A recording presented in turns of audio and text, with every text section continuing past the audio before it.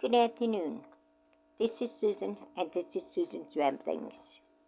I have a hodgepodge of things today. Recipes, hints, anything I came across that I thought might be interesting to you. And I'm going to read them out loud because I'm lazy. And I don't want to have to copy them all over again. So I can make them read you, so you can read it yourself. But I will have all the recipes that I give you, I will have in the description box. Okay, so here we go. It's fall, it's September.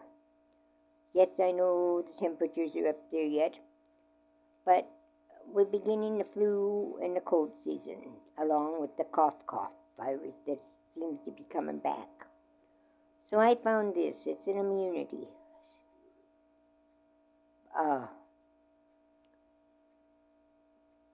recipe, I guess you call it. I don't know really what I'm trying to say here. But anyway, it's called Tumeric Ginger Lemon Tea Ice Cubes. And with fall season, you have to build up your immunity. And all three of these spices are good immune additives. So here we go.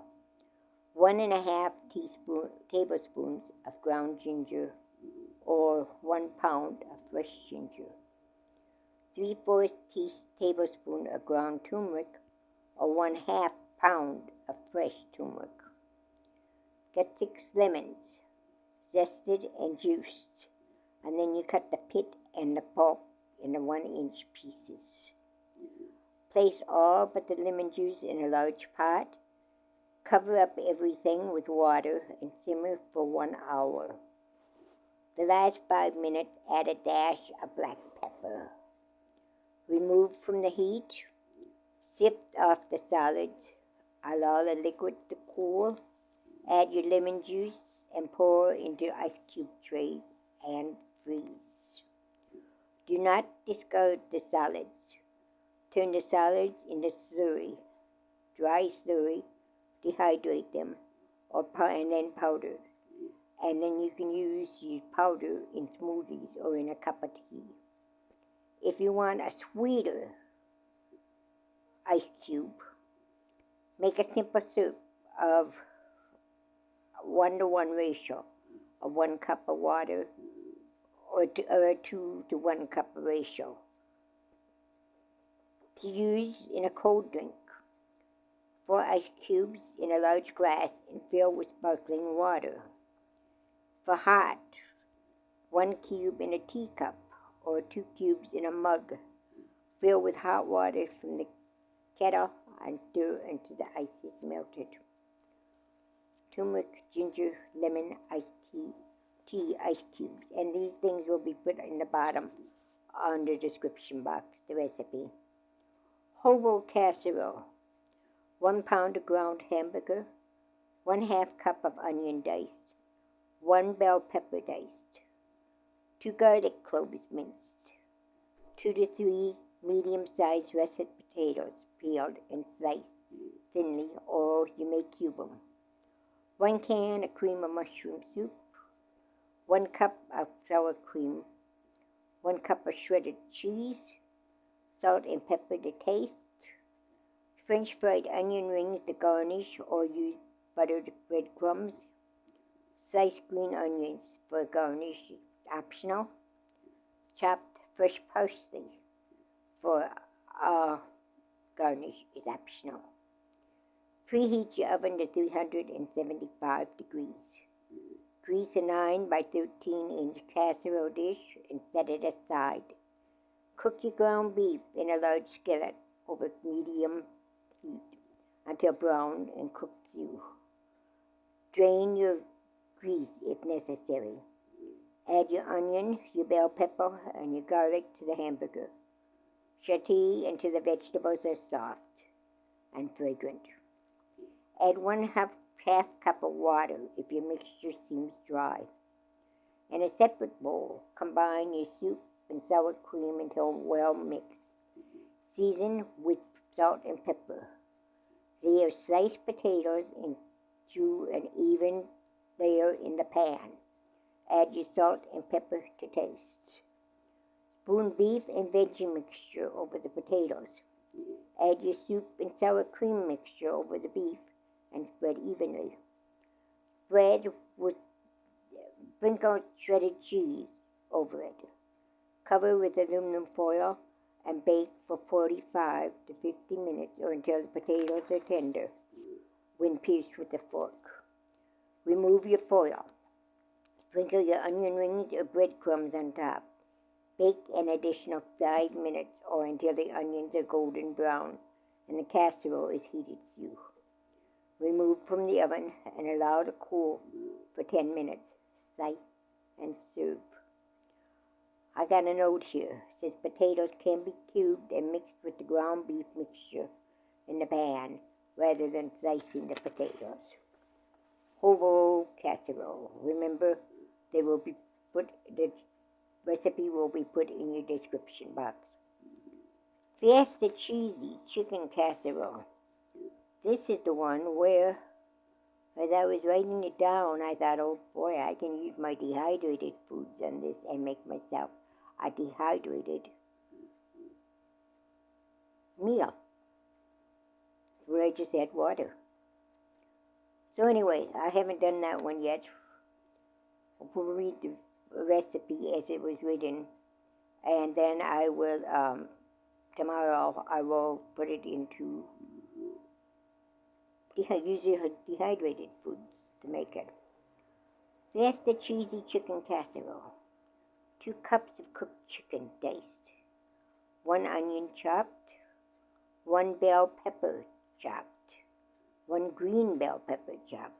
The other one was 1 red pepper.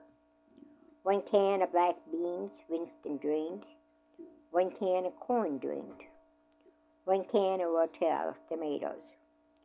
1 teaspoon of chili powder. 1 teaspoon of ground cumin. 1/2 teaspoon of garlic powder.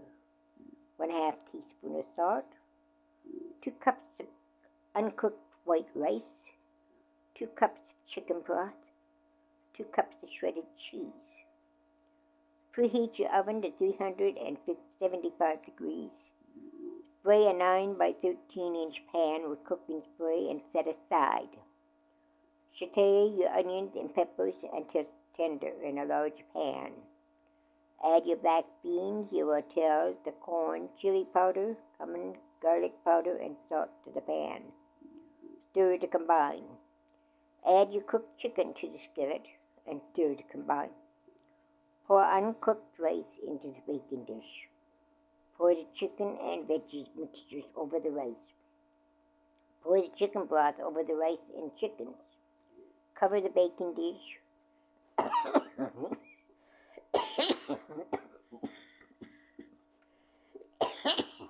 Excuse me. Cover your baking dish. Bake for 20 minutes.